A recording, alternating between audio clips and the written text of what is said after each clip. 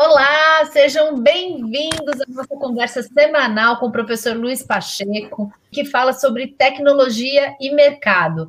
É aquela live que, se você não trabalha com isso que a gente está falando, você com certeza é consumidor ou às vezes até vítima, né, do assunto que a gente estiver tratando aqui.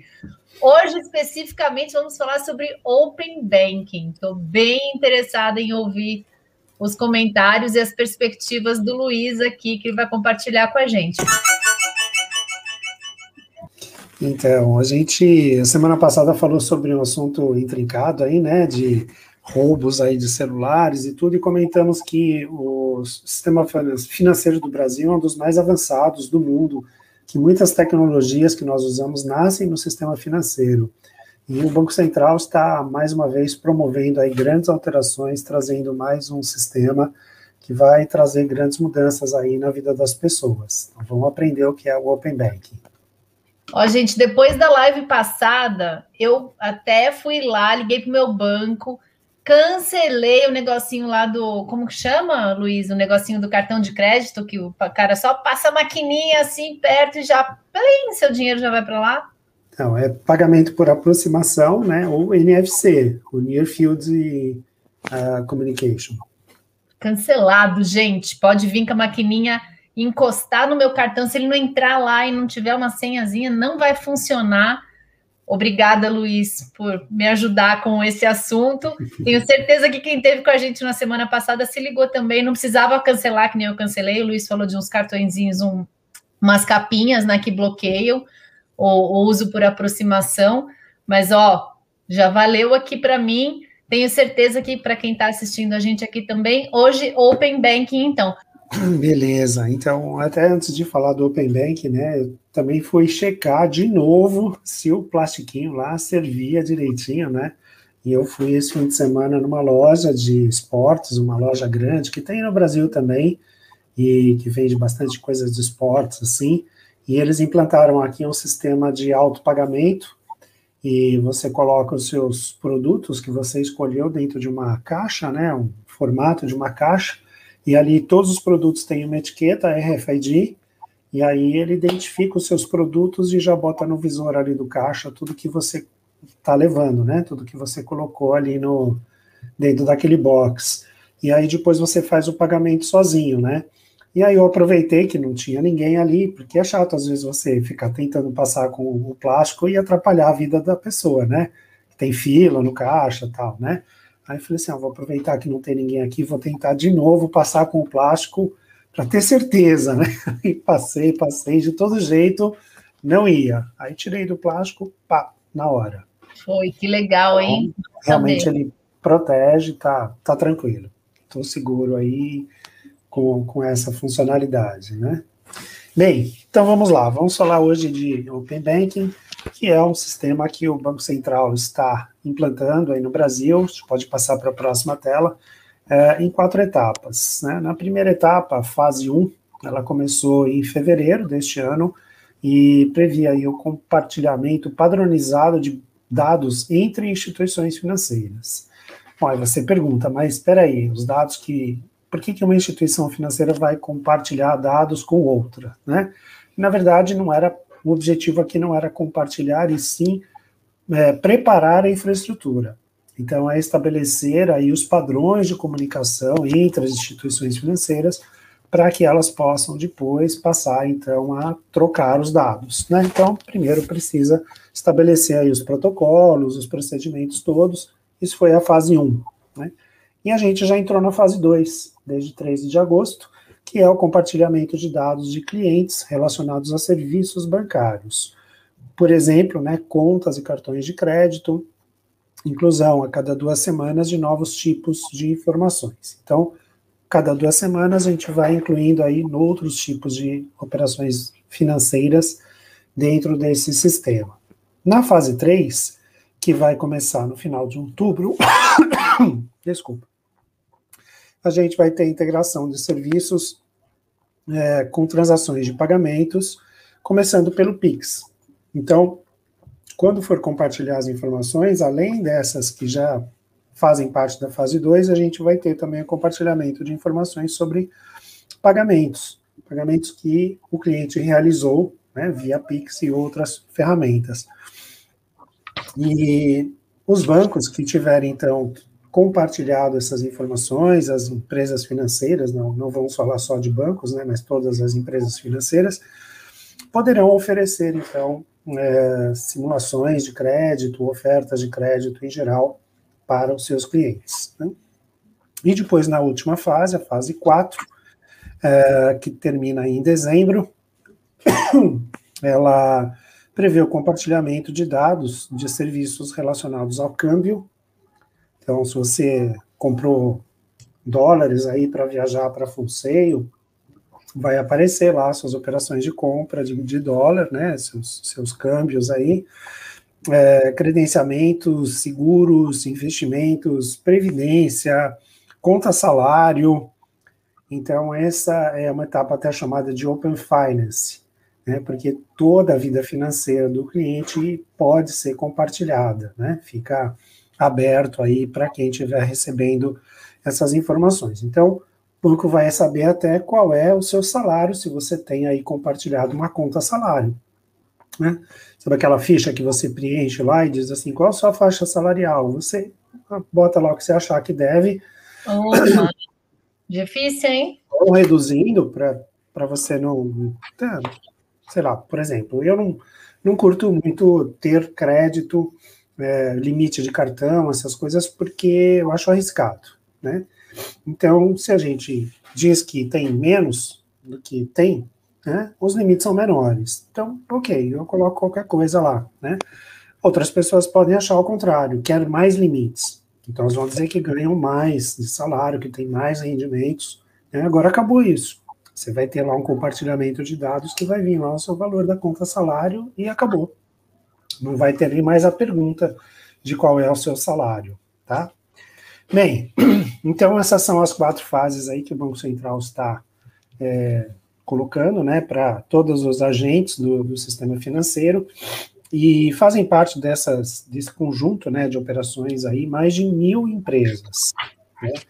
Por mais que a gente só conheça aí uma meia dúzia de bancos, existem mais de 1.000 agentes financeiros, chamadas fintechs, né, as intermediadoras, as agências de câmbio, as corretoras de valores, os bancos propriamente ditos. Então, você tem aí um universo dentro desse sistema financeiro, e são mais de 1.000 empresas que irão fazer parte, né, necessariamente desse projeto, tá?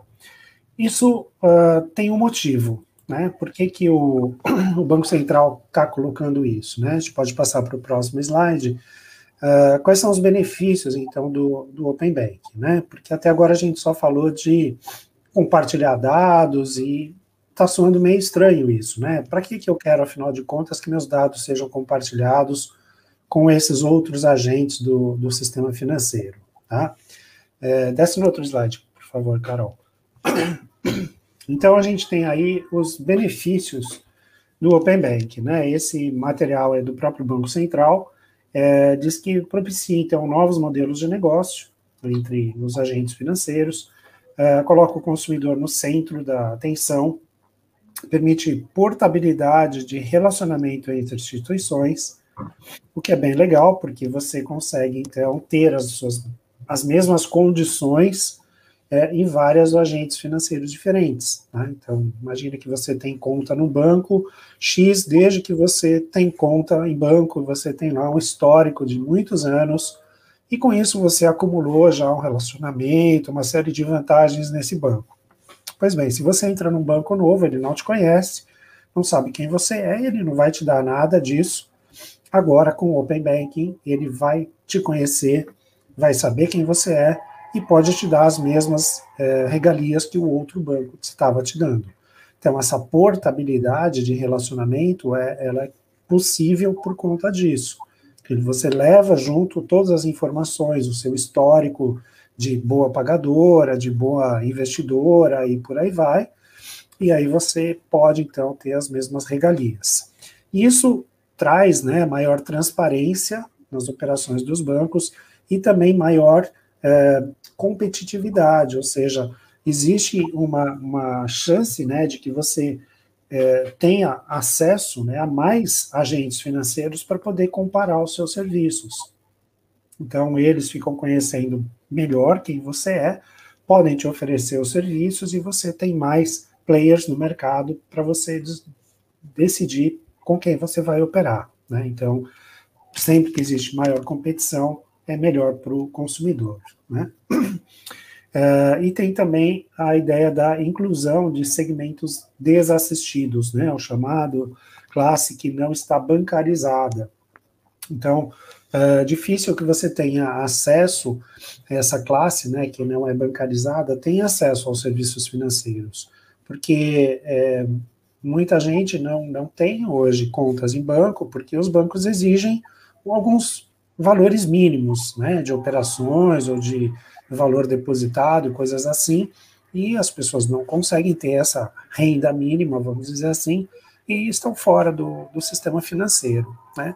Apesar de, durante a pandemia, a gente ter tido um avanço muito grande na bancarização no Brasil, por conta do auxílio, né, emergencial, que as pessoas recebiam de forma eletrônica dentro de um banco, acabaram tendo uma conta, e por conta disso, então, a gente aumentou muito o número de pessoas bancarizadas.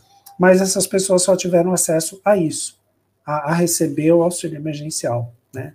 Só que são clientes que poderiam estar fazendo outras operações, e hoje só tem um banco que conhece essas pessoas, todas. E agora imagina, com o Open Banking, as informações delas podem ser compartilhadas com outros, e outros bancos poderão oferecer, então, para esse segmento, outros produtos. Então, ele universaliza aí, né, o acesso ao sistema financeiro. Então, isso é muito legal, né, muito positiva essa ação do Banco Central, né. No próximo slide, a gente vê como é essa concentração, né?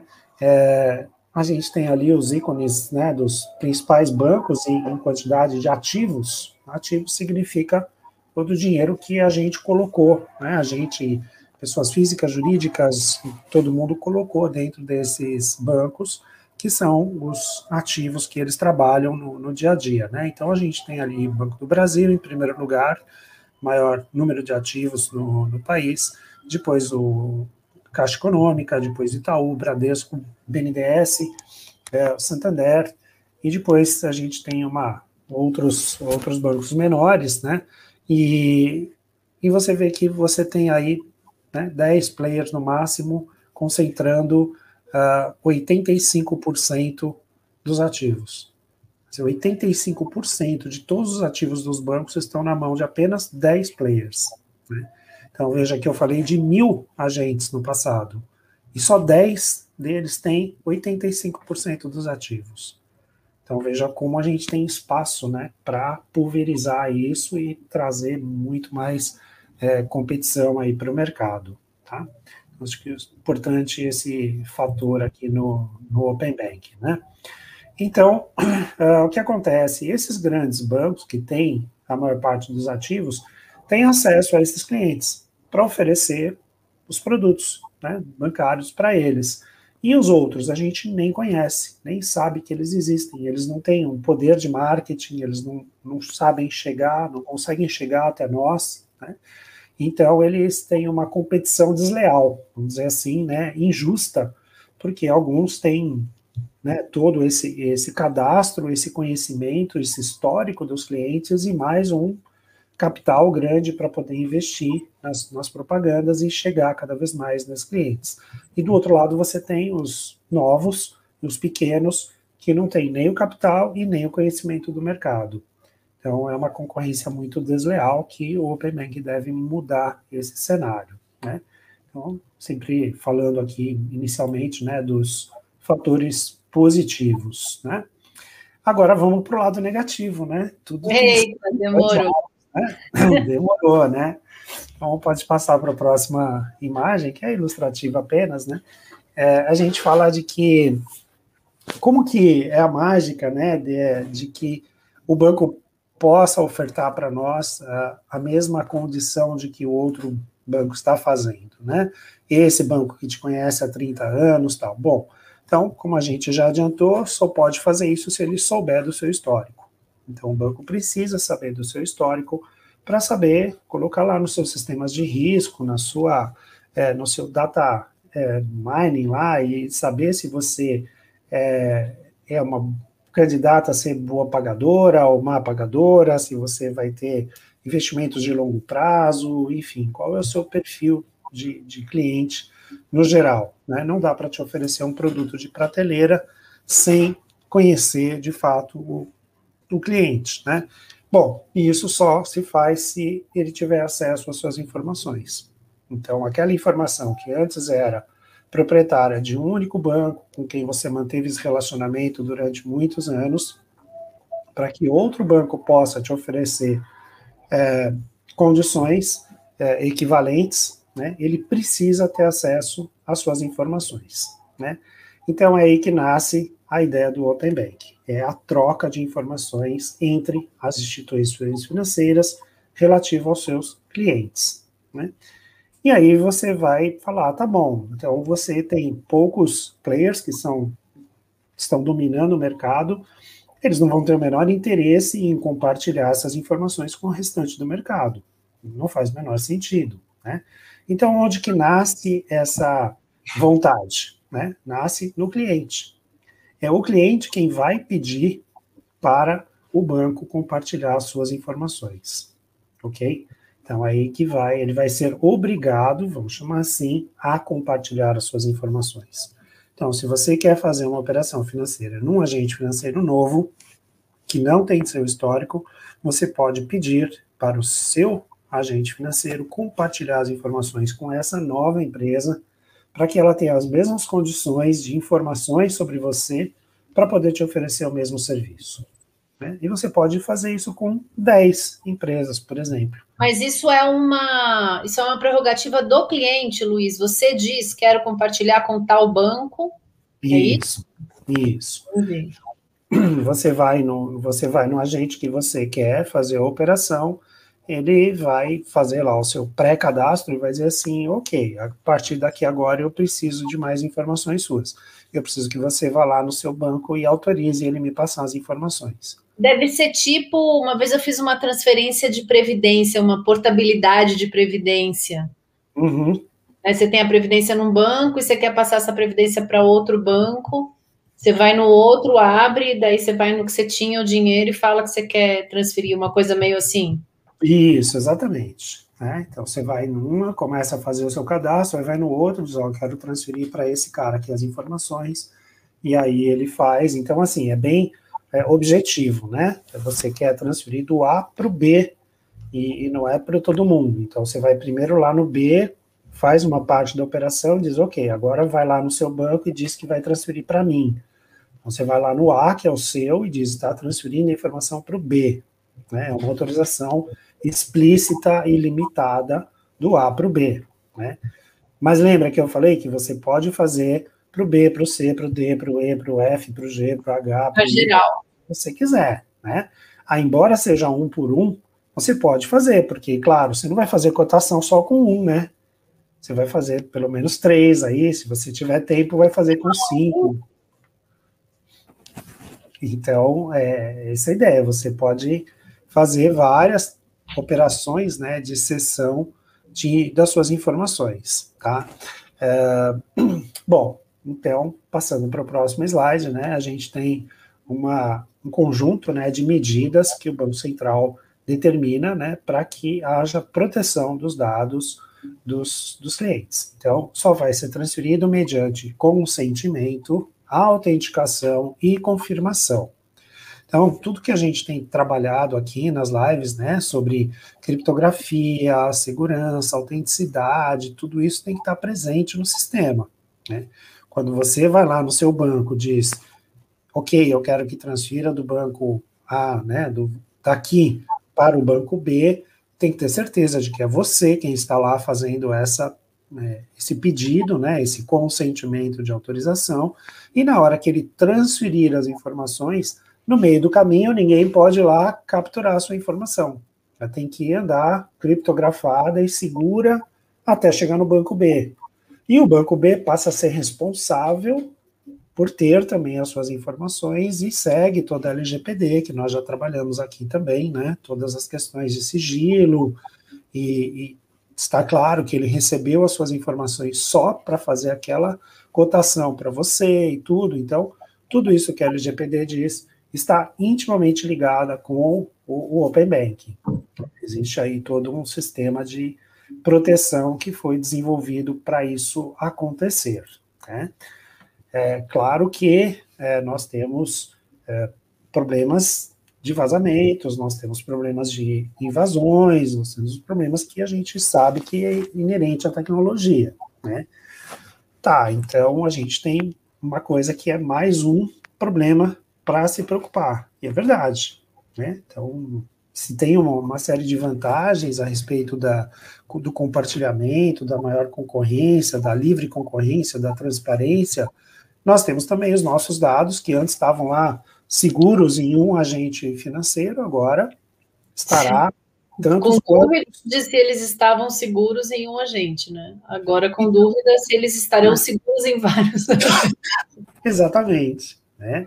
Então você multiplica aí o seu risco, né, de vazamento de dados, e lembrando, olhando lá para o cronograma que a gente falou há pouco, né? Então, começa poucos dados, depois começa pagamentos e vai até operações de câmbio, salário, previdência, ou seja, todo o seu espectro financeiro, né, até dezembro, estará sendo compartilhado, né? Então, entende? Por que é importante isso para o agente financeiro que vai fazer a cotação, né? Ele quer te conhecer completamente, né? Não quer conhecer só uma parte. Eu falei assim, não, tá bom, me deu aqui 2, 3 informações, mas olha, se eu souber também que ela vai uma vez por mês para os Estados Unidos e compra um monte de dólares, se eu souber que ela tem um plano de previdência privada top e que o salário dela é tal, eu tenho condição de oferecer muito mais coisa para ela, né? Por isso que existem todas essas fases, né, e vai caminhando para que a gente tenha, então, um universo maior de informações sendo compartilhadas aí pelos agentes financeiros, né? Então vamos seguir nas imagens aí. Essa também é só ilustrativa, né? Trabalha então a ideia de como nós fazemos então esse pedido, né, de compartilhamento e o consentimento para cada instituição financeira receber, né, as informações. E então, como a LGPD diz, a finalidade tem que estar clara. Então, quando você diz o que você quer compartilhar, né, a finalidade é para fazer ofertas financeiras e ponto, né? Não é para ficar te oferecendo, sei lá, financiamento de veículo, vai. Né? Você não pediu aquilo para financiamento de veículo, não pode te oferecer outros produtos, tá? Você tem uma finalidade. Lembra quando nós falamos lá sobre a LGPD? Quais são os objetivos, né, que têm que estar declarados, e um deles era a finalidade, para que serve esse compartilhamento de dados, tá? Bem, isso tem um prazo de validade também, tá? Pela regra do Open Banking, as informações só podem estar compartilhadas durante 12 meses. Se vencer os 12 meses e você quiser pedir novamente uma cotação para aquela instituição, ela não poderá ter seus dados mais. Ela terá que apagar os seus dados e você tem que pedir de novo. Você faz o processo outra vez, né? Fazer o processo novamente, tá? A questão é, né, da mesma forma que na semana passada nós falamos sobre a habilitação do NFC nos cartões, que nós não nos damos conta de que ele já vem ativado, que pouca gente se preocupa com isso. Imagina se as pessoas vão se preocupar em verificar se elas estão fazendo várias cotações e um montão de informações delas estão aí inundando o mercado. Mas o padrão vai ser entrar aberto, Luiz, ou o padrão é entrar fechado e você tem que autorizar? Sempre você tem que autorizar, né?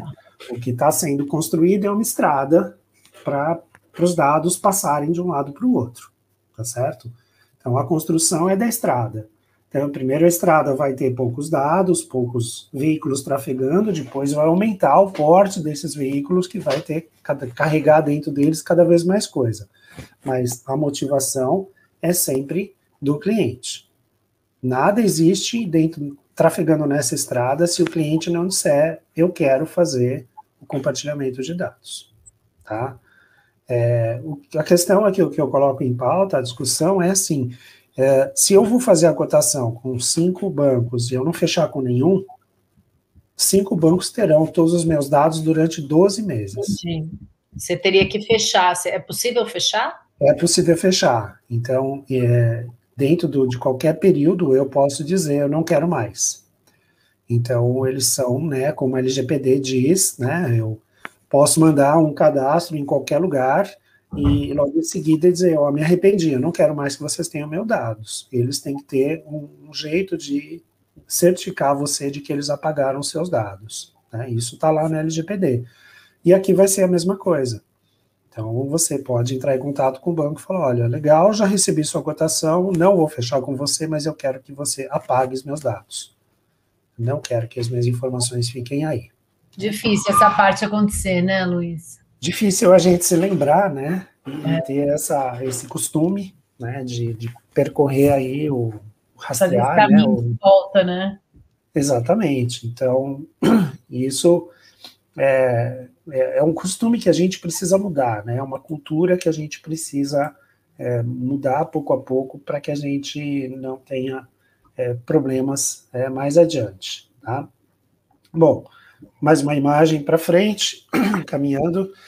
A gente tem a ideia, então, que você tem claramente essa motivação do compartilhamento, né? Porque que você vai fazer isso, então precisa estar claro nas instituições financeiras quais dados vão ser compartilhados, para quem vai, né? E para que serve, tá certo? Então, se você tiver que fazer isso com várias empresas, tem que fazer vários processos, e você está, né, se referindo a um processo de cotação específico, e depois você pode revogar, então, esse compartilhamento das informações, tá?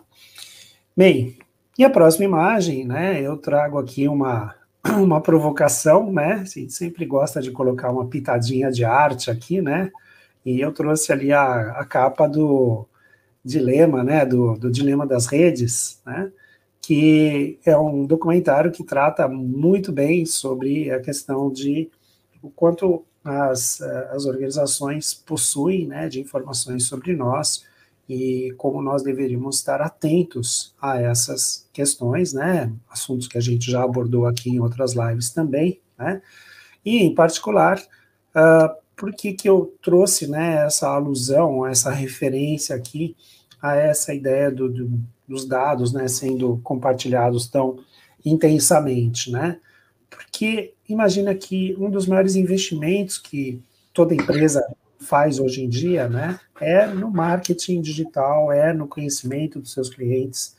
E a gente tem falado aqui, desde a primeira live que a gente falou sobre os algoritmos de recomendação, como que uma empresa que faz uso de algoritmos de recomendação pode te recomendar as melhores coisas se ela não te conhecer, né? Então, ela investe pesado nisso, investe em algoritmos, em técnicos, em hardware, em dados, em toda a parafernália tecnológica necessária para conhecer mais e mais seus clientes, para cada vez mais assertivamente oferecer o produto certo, na hora certa para você, certo? Só que agora, imagina que os seus dados passam a estar, né, rodando aí na nuvem, né, ainda que estejam endereçados e tenham, né, você passa a ser o maior investimento de inteligência do mercado que uma empresa financeira pode fazer. Então, a empresa que te convencer a compartilhar os dados com ela, além de ter os seus dados, né, multiplica agora isso por muitos clientes fazendo isso. Ela vai conhecer o perfil de uma classe, né, de consumidores que ela não conhecia. Então, imagina que a empresa financeira está lá com seus algoritmos todos prontinhos, só não tem os dados. Agora, ela vai fazer uma campanha né? Venha cotar com a gente aqui, faça a cotação com a gente cobre a melhor oferta, não tem? Cheio de cobra a melhor oferta aí nos outros mercados, né? A gente dá a diferença em dobro, coisa desse tipo, né? Então, eles vão fazer isso também, porque na hora que você compartilhar, não apenas eles vão ter informação da Carol, mas eles vão ter informação de milhares de clientes, que é o que eles precisam para aprimorar suas ferramentas de oferta de informações, de oferta de propostas e chegar melhor nos seus clientes, né? Então, uma das maiores dificuldades hoje para as empresas financeiras que chegam no mercado é justamente conhecer, ter acesso a esse mercado. Como é que eles vão encontrar dados financeiros, né? Eles podem colocar dados sociodemográficos, mas dados financeiros eles não têm. Agora, com o Open Bank, eles passam a ter os dados financeiros. Então, você é o maior investimento de inteligência de mercado que o banco pode ter, ou a empresa financeira pode ter. Convencer você a compartilhar os dados vai ter um valor muito grande para eles, né? Lembrando só que não é você, o interesse é na massa, né? O interesse é no todo, para que eles consigam entender melhor o mercado e assim oferecer as melhores ofertas, não apenas para você, mas para uma classe de clientes como um todo. Tá? Então, isso eu acho que tem um efeito bem grande, né? Uma mudança grande que a gente vai ter no mercado financeiro por conta desse grande compartilhamento de dados. Tá? Bom, caminhando mais um slide, a gente fala que o lado bom, né, é a maior transparência, a maior concorrência entre essas empresas financeiras, o que deve trazer melhor condições para os clientes, né? Se hoje eu tenho dificuldade para, vamos supor que eu abri uma empresa, né? Assim, quem é que dá crédito para capital de giro? Vou no banco A, B e C. Eu não sei quem são esses outros 900 agentes do mercado financeiro que poderiam me oferecer capital de giro também, né? Então, à medida que eles passam a ter mais representatividade no mercado, eu começo a ter mais acesso também a outras empresas e cotar, né, melhores condições. Eu acho que o mercado, do lado do cliente, ganha com isso, né? Então, a transparência toda vai ser muito bom. O lado ruim, né, é os seus dados se tornarem muito mais vulneráveis a vazamentos, né, ou algum desrespeito pela simples negligência em relação ao LGPD. Você pode ter invasões, vazamentos, ou você pode ter um desrespeito à LGPD, né, alguém que não cercou seus sistemas das proteções adequadas, né, ou que simplesmente compartilhou isso com outras empresas, né. Para fazer uma comparação, né, quando a gente diz assim, mas espera aí, como que eles vão compartilhar com outra empresa? O que quer dizer isso, né? Quando você vai no comércio eletrônico e faz uma compra, uma parte dos seus dados são compartilhados com a empresa que faz a parte financeira, né? Porque você não tem dentro do mesmo site toda a operação financeira. Então, você sai, vai para um meio de pagamento eletrônico, onde você coloca os seus dados do cartão e ali você finaliza a sua operação.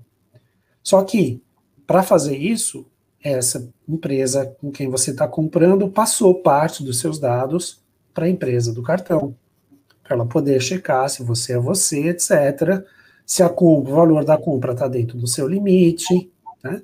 Então, veja, você colocou o seu cadastro na loja, ela já compartilhou seus dados com a empresa financeira.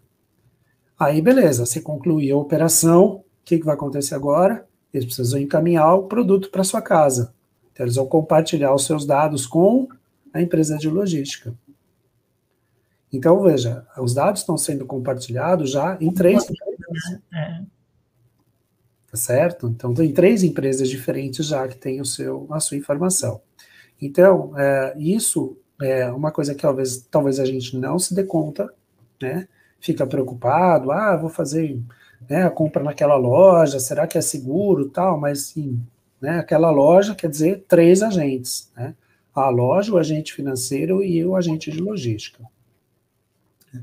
E, então, se as operações entre eles não estiverem muito bem protegidas, né, essa troca de informações não estiver protegida, cada vez que a informação salta de um lado para o outro, ela pode ser capturada. Então, né, a ideia, isso seria um desrespeito ou uma negligência em relação ao LGPD. Então, no sistema financeiro, é importante que exista também essa preocupação para que não haja, então, essa negligência e os seus dados continuem seguros, ainda que eles estejam, né, espalhados aí por várias empresas do mercado. Tá? E, andando mais um pouquinho, falando ainda de LGPD, né, então, quem é responsável por isso tudo?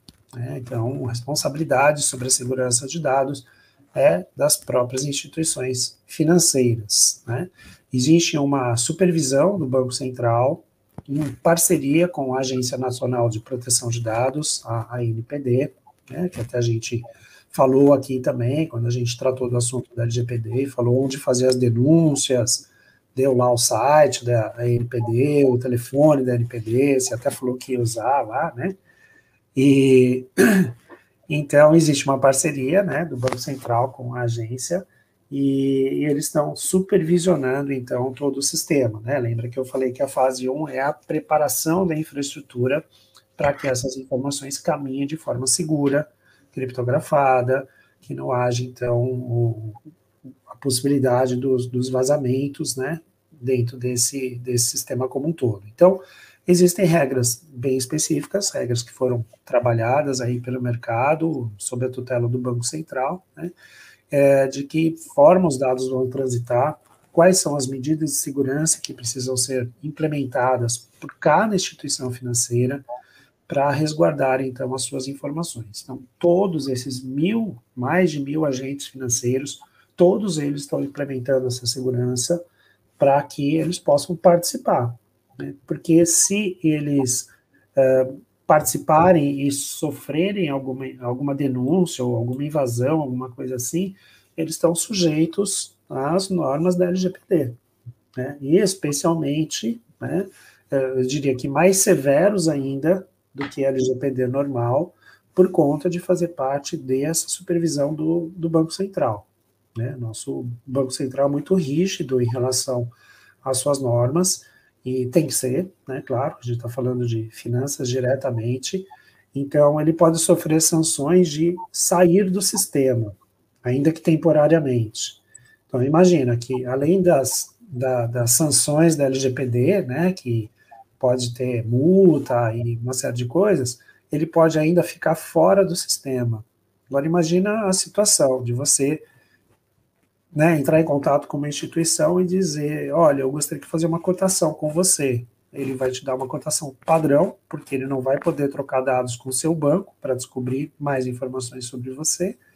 Vai te dar uma cotação ruim, você não vai fechar negócio com ele, e ele não vai ter como sair disso enquanto não acabar a suspensão dele. Ou seja, ele teria, né, acesso a um sistema de transparência de dados que permitiria uma alta competitividade, mas se ele estiver sob regime de suspensão, ele não consegue participar, ele simplesmente não tem acesso à informação para poder entrar no jogo de igual para igual. Então, acaba sendo muito prejudicial para a instituição financeira sofrer essa penalização de suspensão dos dados, né, do compartilhamento dos dados. Né. Então, isso é interessante, porque muda também o perfil, né? Não é só, eu vou estar sujeito a pagar uma multa da LGPD e ponto. Não, eu pago a multa e fico fora de um mercado que passa a ser importantíssimo para a instituição financeira. Né? Claro que a gente está falando aí do todo, né? Aquelas 10 principais lá, tudo bem, para elas é ruim, vamos dizer assim, porque elas vão ter que compartilhar o que antes era só delas. Imagino que 85% dos ativos concentrados em 10 empresas, elas não estão muito felizes com essa ideia de dar os dados para todo mundo, né? Mas a gente tem que olhar o mercado todo, tem que olhar as outras 900 e tantas que querem participar de igual para igual do mercado e tem que se preparar. Então, a parte de tecnologia aqui é muito importante porque ela deixa, então, o mercado seguro para que a gente confie em dar o compartilhamento de dados, em dar a portabilidade dos nossos dados, e isso permite também essas operações mais amplas, né, que não é só simplesmente eu fazer uma cotação e decidir se eu fecho com empresa A, B ou C, mas tirar a minha operação, como você deu o exemplo lá da sua previdência, né, fazer a portabilidade. Eu só posso ter um produto com um agente financeiro e outro agente financeiro me dá condições melhores, eu tiro esse produto daquele lugar e levo para o outro. Eu posso fazer isso durante toda a vida útil desse produto. Imagina que eu financiei um imóvel com 20 anos. Durante 20 anos eu posso ficar trocando de agente. Renegociando a sua dívida, né? Renegociando a minha dívida, né? E que a gente usa um termo renegociar a dívida de uma forma tão pejorativa, né? Normalmente a gente usa isso como um termo de salvamento, né? Tipo, eu não tô conseguindo. É que a gente hoje, como você não pode mudar, né? Não tem portabilidade, você só renegocia quando você não consegue pagar, né? Exatamente, né? Então você tem um caráter pejorativo, né? Ruim, né? Uma mensagem ruim junto com esse termo de renegociação de dívida, mas que na verdade não precisa ser assim, né? Por que ele é ruim? Porque ninguém me conhece. Se eu já estou devendo para né, será que vai bater mais gente na minha porta e falar, você não quer passar a dever para mim? Né? Soa meio estranho, né? Mas se ele conhecer todo o meu perfil e saber que eu tenho garantias, que eu tenho um histórico, um monte de coisa, pode passar a ser muito interessante para outros agentes me oferecer melhores condições. Então, estou pagando 10 de juros, vem outro batendo aqui, querendo oferecer a 9. No mês seguinte vem outro oferecendo a 8, a 7, a 6, a 5, e cada vez é melhor para mim. Cada vez é melhor para o consumidor, né? E eu acho, como eu disse no início, né, é melhor para todos, porque a gente aumenta a competitividade, todo mundo tem aí acessos mais justos, né, ao mercado financeiro, e isso pode ser bastante benéfico para o mercado como um todo, né? Desde que a gente se proteja adequadamente e esteja tudo funcionando de acordo com as regras de segurança, respeitando, né, os compartilhamentos, os tempos, e que a gente fique seguro, né, em relação a tudo isso, para que não haja mais e mais vazamentos por aí, né, dentro de um cenário de vazamentos tão constantes e frequentes que a gente ouve, e de grandes empresas que têm condições de ter, né, segurança muito bem implementada e tudo, e ainda assim sofrem ataques e sofrem vazamentos. A gente tem que torcer, né, para que isso tudo esteja muito bem feito, dê certo, para que a gente não sofra nenhum problema com isso, né? Na semana passada, acho bárbaro, né? Perfeito, tudo isso que você está falando do compartilhamento de dados e que a gente fique esperto, né? Porque a gente às vezes é omisso, né? Com tudo isso que a gente coloca na rede e tal. Mas na semana passada, sei lá, 2 semanas atrás, eu estava tendo uma conversa interessante com uma pessoa que estava falando de uma proposta de financiamento que recebeu de 2 bancos diferentes, né? E me chamou a atenção que as propostas eram muito diferentes e uma delas era muito melhor que a outra, mas era de uma instituição que eu nunca tinha ouvido falar na minha vida. E daí eu comentei isso, né? Eu falei, não te dá medo trabalhar com uma instituição, né? Você pegou uma instituição super conhecida que eu tenho uma impressão de solidez. E aí você pegou uma outra instituição que eu nunca ouvi falar, que te fez uma proposta muito melhor, mas é um baita passo para você tomar com uma empresa que nunca ouvimos, né? E eu acho que esse é um outro lado disso também, né? Que é muito legal movimentar o mercado e tal, mas assim, se a gente não sabe nem tomar conta dos nossos dados e analisar, né? Porque tem essa coisa do risco também, você vai fazer várias cotações e tal, e vai receber de um monte de banco, de instituição de crédito. Falta muito ainda, né, para a gente realmente poder dizer estamos informados e sabemos o que estamos fazendo, né? Não, com certeza, a gente precisa de um aculturamento muito maior, né, na população como um todo, para entender melhor as operações, matemática financeira, por exemplo, que é uma coisa que devia ser ensinada na escola, né, e é ensinado só em alguns cursos superiores, quando o curso tem a ver com essa parte financeira, né, senão não é ensinado, e é uma coisa básica, todo mundo deveria conhecer, né, regime de juros, taxas equivalentes, séries de pagamentos, como calcular financiamentos, todo mundo devia saber isso, a gente não sabe. Básico, né? Assim, ou pelo menos saber que não sabe, pedir ajuda de alguém, mas não assinar sem entender o que aquela taxa quer dizer, né? Exatamente. Agora, no sentido da proposta que você ilustrou, né, assim, se é uma proposta de financiamento, né, se você vai fazer isso com um agente desconhecido, quem deveria estar preocupado com a reputação desse agente é quem está fazendo, quem está cedendo o bem, né, quem está do outro lado, que está devendo, não tem risco nenhum, né, você fazer com uma empresa nova, desconhecida. Se for uma operação de investimento e você estiver preocupada com a reputação, lembra que a gente tem no Brasil um fundo garantidor de crédito, em que cada instituição financeira, onde você tiver recursos aplicados, cada CPF tem garantidos R$250 mil. Então, se você tiver R$1 milhão errado, 250. Isso é outra coisa também que a gente estava conversando. Não sei quem me falou, vou abrir outra conta porque cheguei nos 250 mil. Exatamente. Isso. É simples, né? Mas é isso. Então, tudo bem, tá me dando melhores condições, eu não sei quem é. Hoje você põe dinheiro no banco, não rende porcaria nenhuma, né? Porque antigamente você punha, quando você tinha um montante maior, aquilo te dava um investimento proporcional maior, né? Agora não dá nada, né? Não existe viver de renda como há, sei lá, 20, 30 anos atrás, você guardava, punha e depois você tinha um salário. Hoje não tem mais isso, então não tem motivo de você ficar guardando um montão para subir no percentual, né? Porque não vai te fazer diferença. O percentual é sempre irrisório. Pelo menos você tem a garantia dos 250, né? Exatamente. Aí você só, né, calcula, coloca no máximo esse valor aí em cada instituição e não tem problema nenhum. Se der Eu quero precisar ter 10 contas diferentes, Luiz. Então, é isso aí. Precisar ter 10 contas é a melhor coisa. Meta de vida, ter 10 contas com tudo garantido no banco. Beleza. Exatamente. Fechamos, Luiz, esse tema de Open Banking? Fechamos. Muito bom, muito legal, muito obrigada. Mais um serviço aqui para a sociedade, né? Que legal. Temos tema da semana que vem já?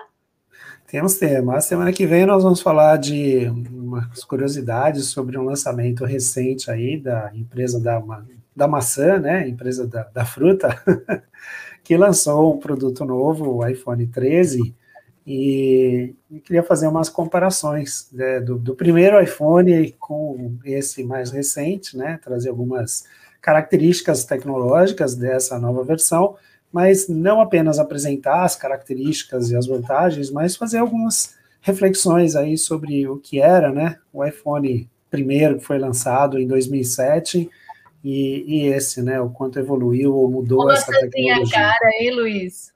Oi? Ou maçãzinha cara, né? Maçãzinha cara essa, a gente, né? hoje fez piada aqui, que veio um e-mail de promoção, tava de 7 a 18 mil reais. Gente, quem que vai comprar? E tem gente que compra, né? Luiz, obrigada. Okay. Obrigado você, Carol. Beijo. Tchau, tchau. Tchau, gente. Até quarta.